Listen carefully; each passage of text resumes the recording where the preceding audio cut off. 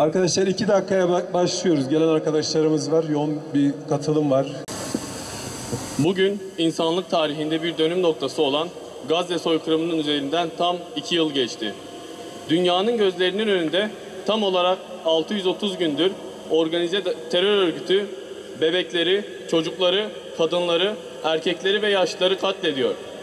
Bunların yanında okullara, hastanelere, camilere, kiliselere, müzelere, devlet kurumlarına saldırarak bir milletin hafızasını silmeye ve onlara ait ne varsa yok etmeye çalışıyor. Milyonlarca insan yerinden ediliyor ve insani yardımların girişi engellenerek insanlar açlığa ve susuzluğa mahkum ediliyor. Gelinen noktada yaklaşık 67 bin Gazze'li şehit edildi ve yaklaşık 170 bin kişi yaralandı. Her geçen gün artan bu rakamlara bir de açlıktan şehit olanlar ekleniyor. Dünyanın canlı olarak her dakikasını takip edebildiği bu vahşi soykırıma sessiz kalmak, yokmuş gibi davranmak ya da onların yanında durmamak insanlıktan çıktığının kanıtıdır. Mardin Artuklu Üniversitesi öğrencileri olarak 2 yıldır devam eden bu zulme sessiz kalmadık ve kalmayacağız. Eli kanlı terör devletinin Gazze'li kardeşlerimize uyguladığı katliamlar sürdükçe bıkmadan, usanmadan sesimizi yükseltmeye devam edeceğiz. Yaşananları unutmayacağız ve unutturmayacağız.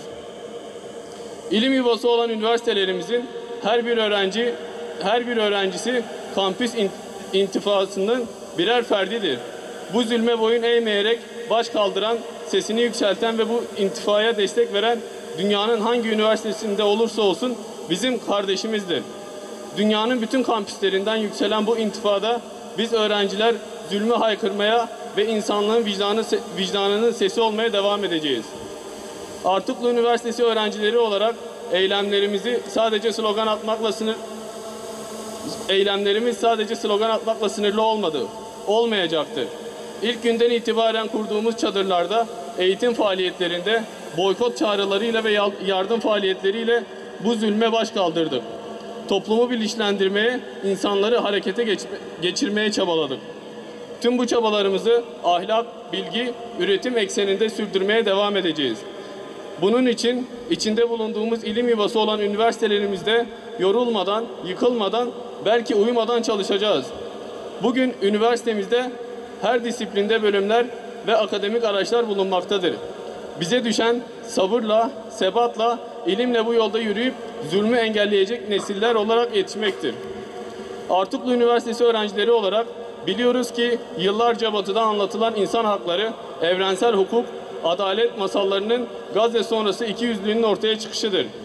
2 yıldır aralıksız her gün soykırım uygulanırken insan hakları vaazları verenler ve Gazze'ye kulaklarını tıkamışlar. Biz gençler olarak tüm dünyayı Hamas'ın cesaretini ve Gazze halkının izzetli duruşunu benimsemeye davet ediyoruz. Tarihte kara bir leke olarak geçmemek ve Allah'ın karşısında alnımızdaki bu lekeyle çıkmamak için harekete geçme çağrımızı yeniliyoruz. Mardin Artuklu Üniversite öğrencileri olarak Hamas'ın Gazze halkını ve bu onurlu direnişe destek veren dünyanın dört bir yanındaki insanları selamlıyoruz. Bizler Gazze'nin destansı direnişini dünyaya duyurmaya devam edeceğiz. Söz veriyoruz. Gazze'nin terör devletinin vahşi soykırımlarını unutturmamaya söz veriyoruz. Dualarımız Gazze'nin izzetli halkıyla beraberdir. Bugün burada zulmün durması için başlattığımız kampüs intifamızın süreceğini ilan ediyoruz. Bu intifanın bir parçası olan zulme seyirci kalmayan dünyanın dört bir yanındaki üniversiteli kardeşlerimizi selamlıyoruz. Ve inanıyoruz ki inandığımız değerler uğruna verdiğimiz bu mücadele er ya da geç başarıya ulaşacaktır. Gazze'nin özgürleşeceği, Filistin'in bağımsızlığa kavuşacağı günler yakındır. Zulmün gecesi ne kadar karanlık olsa da zafer sabahı inananlar için sökecektir. Zafer inananlarındır.